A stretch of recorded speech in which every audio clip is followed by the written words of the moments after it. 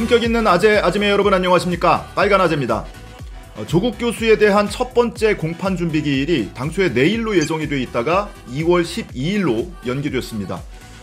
지금 녹화 시점에서 몇몇 언론에서 공판 준비 기일이 연기됐다는 사실이 보도가 나오고 있는데 여전히 상당수 언론에서는 내일 공판이 예정돼 있다고 지금 보도가 나오고 있습니다. 그나마 연기 사실을 전하고 있는 언론 보도도 그 연기된 사유를 조금 잘못 전하고 있는데요. 12월 31일에 기소됐던 11개 혐의, 뇌물수수 등등 11개 혐의에 대한 재판 그 사건과 그리고 1월 17일에 추가 기소됐었죠. 유재수 감찰 무마 사건, 직권남용, 권리행사 방해 등의 혐의로 추가 기소된 사건이 있습니다. 이 사건이 오늘 병합이 됐어요. 이게 병합되면서 연기됐다라고 인과관계를 풀고 있는데 사실은 사건이 병합된 게 이 공판 준비 기일이 연기된 직접적인 사유는 아닙니다. 직접적인 사유는 이전에 예고를 해드렸었는데요. 조범동 씨 재판 때문에 그렇습니다.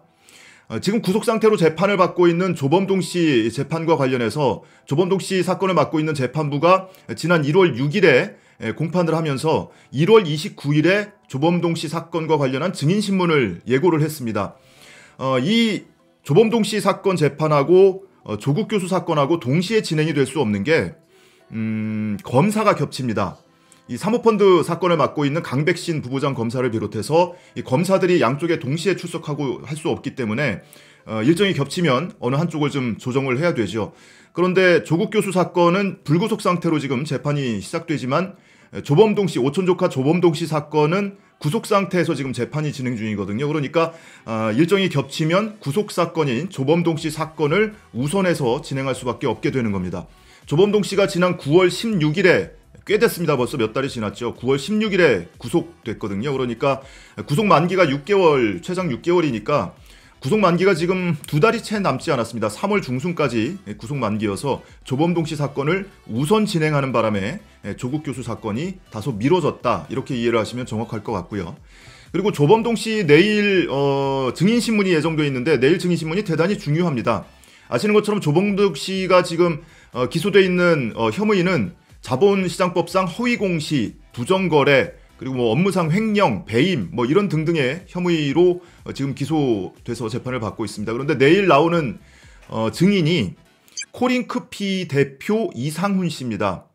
지금 검찰이 당초 수사 단계에서는 정경심 교수를 향해서 코링크피의 실질적 소유자라는 프레임을 씌우려고 줄창 노력을 하다가 결국에는 정경심 교수가 코링크피의 실질적 소유주다라는 주장은 지금 후퇴를 했어요. 대신에 조범동 씨를 코링크피의 실질적 소유주로 특정을 해놓고 정경심 교수를 그 공범으로 지금 얹어놓은 상태죠.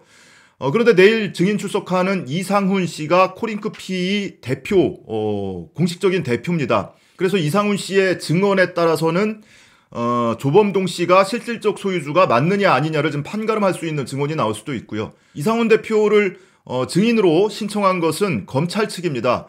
그러니까 검찰 측에서는 어떻게든 이상훈 대표의 증언을 통해서 조범동 씨가 회사를 실질적으로 지배한 실질적 소유주다라는 걸 입증하려고 노력을 할 거고, 반면에 변호인 측에서는 그 검찰의 주장과 이상훈 씨의 증언을 탄핵하거나 그 허점을 파고드는데 좀 주력을 할 걸로 보입니다.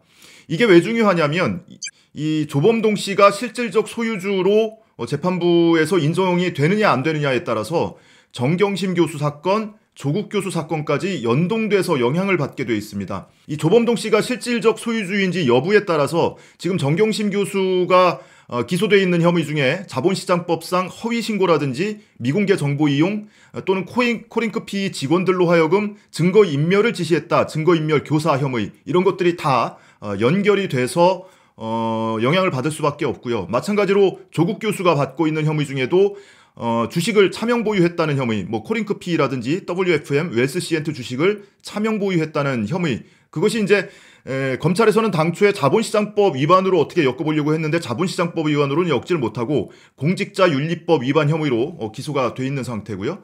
그리고 재산을 허위 신고했다라는 위계에 의한 공무집행 방해 혐의로 조국 교수도 지금 기소가 되어 있습니다. 그러니까 조범동 씨가 실질적 소유주가 아니라는 것이 재판 과정에서 입증이 되면 연쇄적으로 정경심 교수가 받고 있는 혐의, 조국 교수가 받고 있는 혐의도 와르르 무너질 수도 있기 때문에 내일 증인신문은 대단히 중요하고, 조범동 씨 사건을 지금 진행하고 있는 재판부마저도 이 이상훈 대표에 대한 증인신문, 그리고 정경심 교수 남매에 대한 증인신문이 이 사건에서 가장 중요하다라고 언급한 적이 있을 정도입니다. 참고로 내일 조범동 씨 사건과 관련해서 이상훈 대표 증인신문이 있고요. 이달 말일 31일에는 또 정경심 교수에 대한 재판도 또 예정이 되어 있습니다. 내일 조범동 씨 사건 증인신문도 꼼꼼히 살펴보고 그 내용을 여러분께 공유해드리도록 하겠습니다. 고맙습니다.